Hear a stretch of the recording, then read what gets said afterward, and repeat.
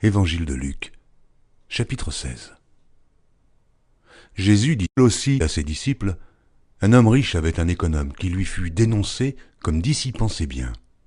Il l'appela et lui dit, « Qu'est-ce que j'entends dire de toi ?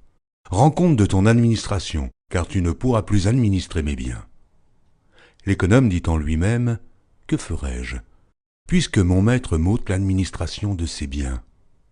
Travailler à la terre, je ne le puis. Mendier, j'en ai honte.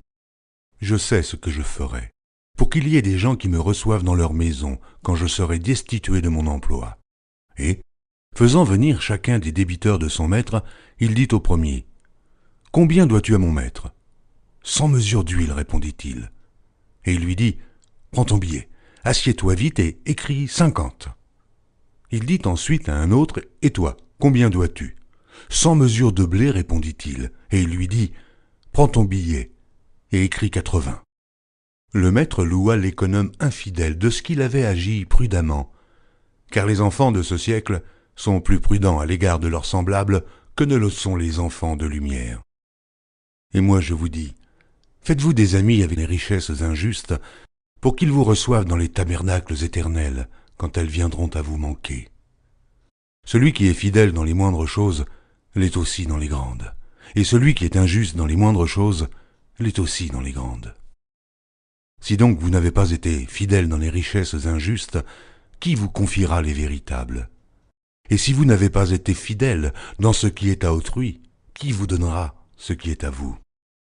Nul serviteur ne peut servir deux maîtres, car ou il haïra l'un et aimera l'autre, ou il s'attachera à l'un et méprisera l'autre. Vous ne pouvez servir Dieu et Mammon. Les pharisiens qui étaient avares écoutaient aussi tout cela, et ils se moquaient de lui. Jésus leur dit, « Vous cherchez à paraître juste devant les hommes, mais Dieu connaît vos cœurs. Car ce qui est élevé parmi les hommes est une abomination devant Dieu. La loi et les prophètes ont subsisté jusqu'à Jean. Depuis lors, le royaume de Dieu est annoncé, et chacun use de violence pour y rentrer. Il est plus facile que le ciel et la terre passent, qu'il ne l'est qu'un seul trait de lettre de la loi vienne à tomber. Quiconque répudie sa femme et en épouse une autre commet un adultère, et quiconque épouse une femme répudiée par son mari commet un adultère. Il y avait un homme riche qui était vêtu de pourpre et de fin lin, et qui chaque jour menait joyeuse et brillante vie. Un pauvre nommé Lazare était couché à sa porte, couvert d'ulcères, et désireux de se rassasier des miettes qui tombaient de la table du riche, et même les chiens venaient encore lécher ses ulcères. Le pauvre mourut, et il fut porté par les anges dans le sein d'Abraham. Le riche mourut aussi, et il fut enseveli. Dans le séjour des morts, il leva les yeux, et tandis qu'il était en proie au tourment, il vit de loin Abraham et Lazare dans son sein.